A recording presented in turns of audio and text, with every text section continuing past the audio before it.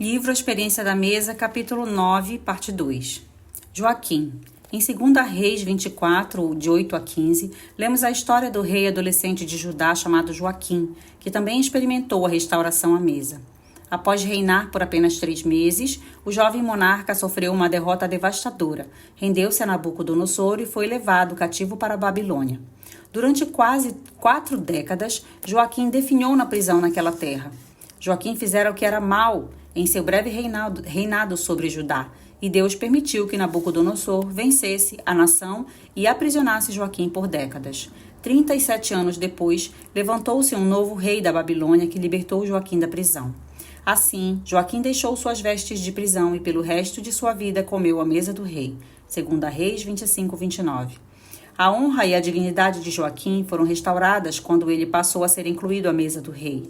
O ato sincero do monarca de restaurar Joaquim e levá-lo para a sua mesa deu a este a oportunidade de sentir a graça e o perdão de Deus e lhe concedeu, valor aos olhos do rei.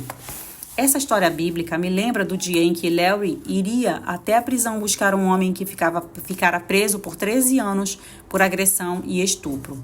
Ele tiraria suas roupas de prisioneiro naquele dia, e Larry e eu havíamos concordado em recebê-lo como hóspede em nossa casa por alguns meses, enquanto ele se adaptava à vida fora do confinamento da cadeia.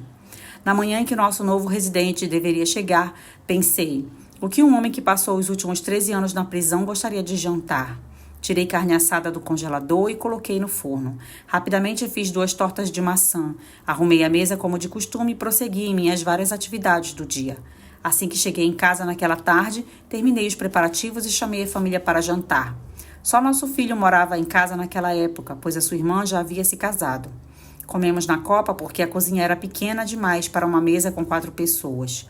Chamei os rapazes para jantar e quando entramos na copa, nunca me esquecerei do que aconteceu. Meu marido Larry estava sentado, assim como nosso filho Aaron. Gentilmente mostrei ao novo morador da nossa casa o seu lugar à mesa. Ele se aproximou da cadeira e parou. Ficou ali como se os pés estivessem grudados no chão. Eu o incentivei a se sentar. Depois a comida já estava na mesa e estávamos prontos para começar a comer. A carne assada e o molho madeira estavam quentinhos, assim como as batatas e cenouras.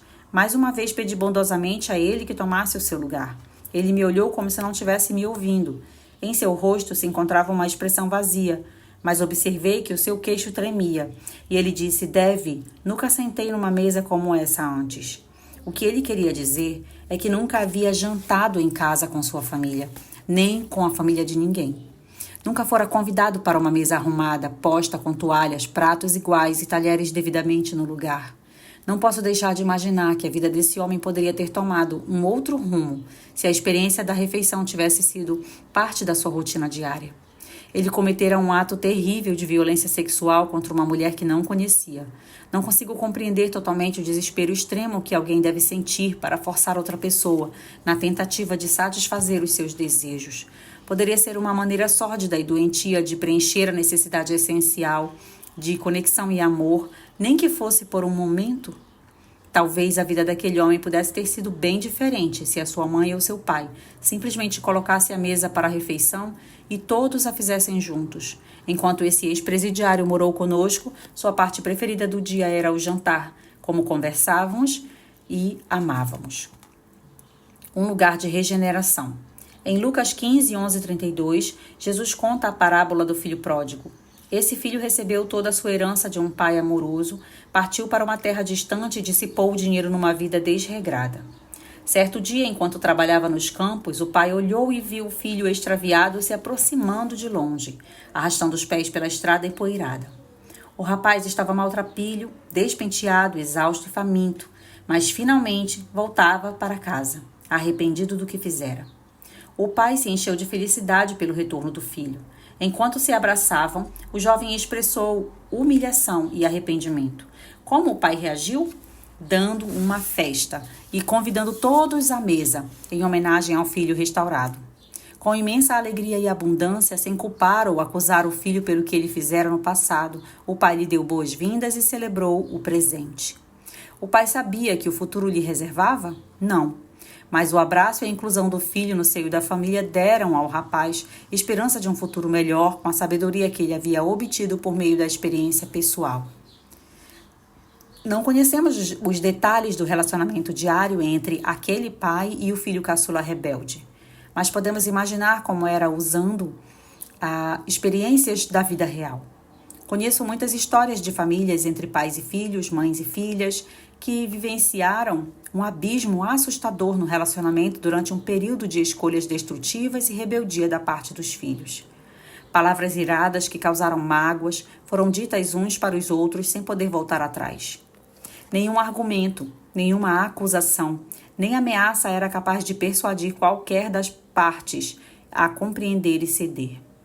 Os filhos adotaram a nova moralidade e o estilo de vida escolhido que os levaram, em alguns casos, a vícios destrutivos e a mendicância.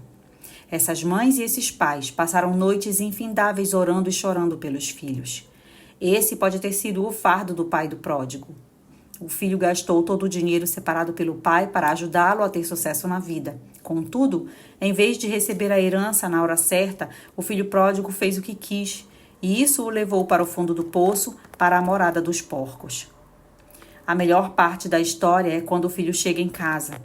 Que imagem de amor quando o pai organiza uma celebração. Tenho certeza de que na festa a conversa à mesa não ficou relembrando brigas do passado, nem enfatizando como o pai estivera certo o tempo inteiro. Em vez disso, a interação à mesa deve ter sido cheia de gratidão porque a família estava reunida e o filho vivo e seguro. Que momento para se alegrar! Nada mais importava naquele momento de regeneração. Quando preparamos o jantar para filhos que fizeram escolhas destrutivas, comunicamos, sem sombra de dúvida, que eles foram perdoados e restaurados. A mesa é o melhor lugar para expressar amor e perdão. Quando eles chegarem à sua casa, ponha a mesa para eles. Crie um ambiente propício para o diálogo, ouça-os sem reservas e os regenere por completo. É bem provável que você já tenha dito tudo o que precisava dizer acerca das escolhas ruins. Deixe isso para lá. Só os convide para comer e arrume a mesa como eles gostam, acrescentando algo a mais para que se sintam especiais de verdade. Que a sua conversa seja cheia de graça e que o pão da presença faça a sua obra para resolver as questões que causaram divisão no passado. Concordar não é necessário. Aproveitem o vínculo e a união de corações em amor enquanto compartilham a refeição. Um lugar de reconciliação. Alguns anos atrás, o esposo de minha filha anunciou para ela e para os 4 filhos que pediria o divórcio e sairia de casa. Eles eram casados havia 18 anos. Ele não deu muitas explicações. Todos os membros da família ficaram em choque, temendo o futuro sem o homem a quem tanto amavam. O doloroso processo da sua partida junto aos seus pertences pessoais e a mudança para um apartamento próximo pareciam mais do que seriam capazes de suportar. Numa análise superficial, a vida familiar deles era ótima. Parecia um modelo de família cristã. O pai trabalhava duro, por muitas horas consolidando um negócio bem-sucedido. A mãe e os filhos permaneciam ocupados com escola, igreja e atividades extracurriculares. Contudo, em meio à aparente normalidade dessa vida familiar, o lar estava aos poucos e em silêncio começando a desmoronar. De maneira quase imperceptível, uma pequena fissura se abriu na santidade daquela casa. Uma das primeiras áreas que meu genro começou a negligenciar foi a sua participação à mesa. Cuidar dos negócios se tornou mais importante do que estar em casa para jantar com a família. Quando ele conseguia jantar ou fazer outra refeição com a família, sua presença era mais distante e cada vez menos sincera. Logo passou a haver um prato vazio à cabeceira da mesa. Assim que ele se afastou do prato, o caos começou a seguir seu rumo. Aquela pequena fissura na família cresceu e acabou afetando a todos, atrapalhando a união, a paz, a tranquilidade e diminuindo a alegria. A fenda aumentou, apodreceu e operou sua destruição. Trina e nossos netos oravam todos os dias para que ele caísse em si e voltasse para casa. Ele estava fechado emocionalmente, mas era certo que passava por um profundo tumulto interior. Depois de passar um tempo fora de casa, começou a perceber que os momentos junto da família à mesa lhe faziam uma falta tremenda.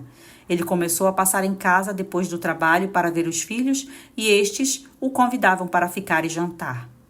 Amigos descrentes perguntavam para minha filha: depois de tudo que seu marido fez com você e seus filhos, como você é capaz de recebê-lo para jantar todas as noites?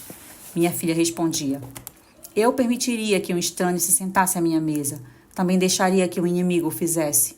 No momento, ele é essas duas coisas.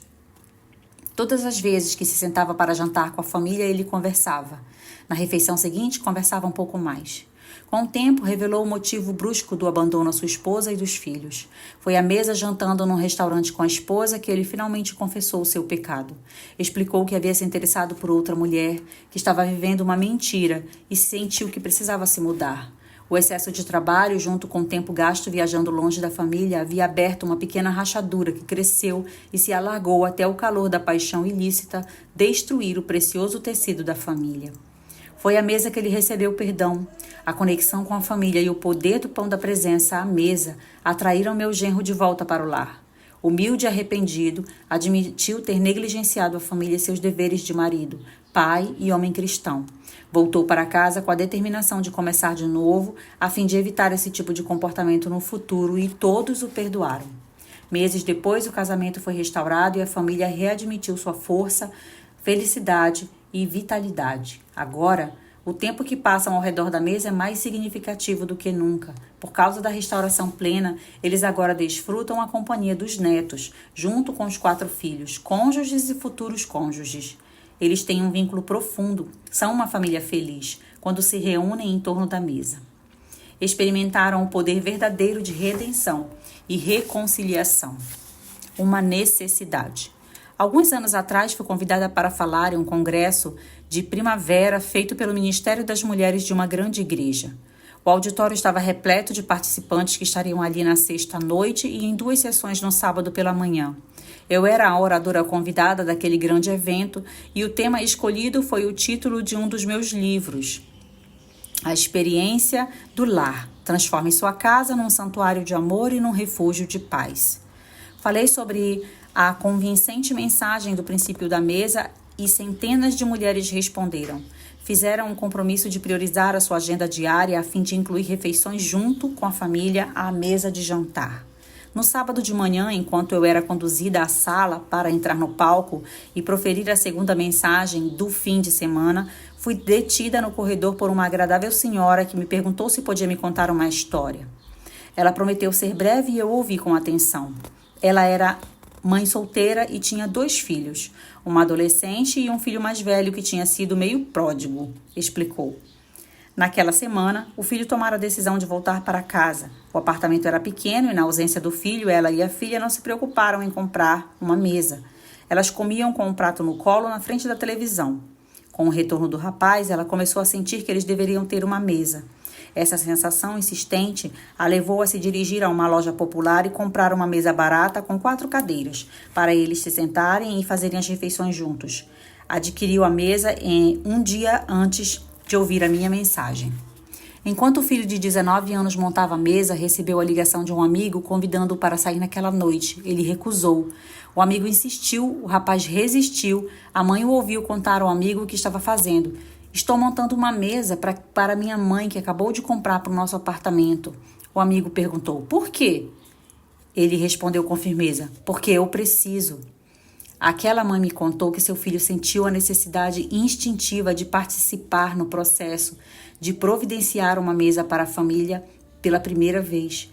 Os 3 comeram juntos naquela noite. Foi a primeira experiência de jantar juntos à mesa em seu lar. Os modos do rapaz à mesa não eram muito bons, nem os da irmã, mas a mãe decidiu que quando a filha começasse a inclinar a cadeira, apoiando-a só nos pés traseiros, em vez de dizer o que ela não deveria fazer, manteria a experiência da mesa positiva, dando sugestões do que fazer. Ela disse que se a menina mantivesse a cadeira firme no chão, duraria mais e não quebraria. A filha logo aceitou a dica sem ficar na defensiva, pois estava orgulhosa do novo jogo de mesa com cadeiras. No dia depois que sua família se assentou à nova mesa, ela participou do Congresso de Mulheres e me ouviu falar sobre o princípio da mesa. Naquele momento compreendeu que algo sobrenatural transparecia no coração de cada um deles. O potencial se revelava nos membros daquela família. Potencial para amar, perdoar e aceitar uns aos outros. Até o próximo capítulo.